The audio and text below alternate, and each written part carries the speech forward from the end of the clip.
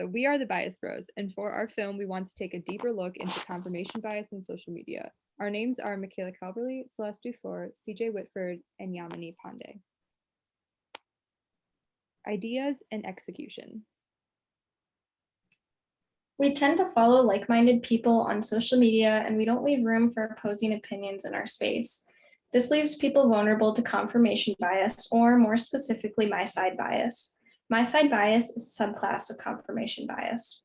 It occurs when people seek, interpret, and remember evidence to confirm their pre-existing beliefs and to refute opinions different from their own. For our film, we'll each manage a Twitter account for 30 days, curating a following that is politically opposite to what we personally align with. Social media plays a massive role in influencing our my-side bias. From this experiment, we expect to gain a much more in-depth understanding of our own biases, recognizing our blind spot and assessing our own bias and how it contributes to group polarization. We want this experiment to be as impactful as possible for us and for our audience, so we decided to take the political compass quiz to determine where we fall on the spectrum, and thus what are the beliefs that are opposite to us. In order to understand this graph, ignore everything you know about words like libertarian and left or right. The x-axis is where you fall economically. The further right you are, the more free you think the economy should be. The y-axis is the social scale, meaning that the higher up you are, the more strict you believe the government should be socially. And as you can see, we all fall in the bottom left quadrant. Each of us will set up a Twitter account and follow these set of rules. The first rule is to remain anonymous with a profile that appears real, with examples being a profile pic, background, bio, and following people. The second rule is we want to curate a following consisting of people who are politically opposite to us, and we'll be able to do this by looking at their tweets, their bios, and anything else that they post. The third rule is to at least 3 times per week spend at least 5 minutes browsing our feed and journaling our thoughts and feelings in a voice memo. We'll screenshot notable tweets and accounts. The fourth rule is be open to replying to tweets and engaging from a standpoint of this is me and this is my idea. And the last rule is that we will avoid flame wars and harmful debate. The takeaways. The importance of this experiment is to show the personal importance of putting yourself in potentially uncomfortable situations where your ideas are challenged for the sake of recognizing your own biases and how they play a role in our life.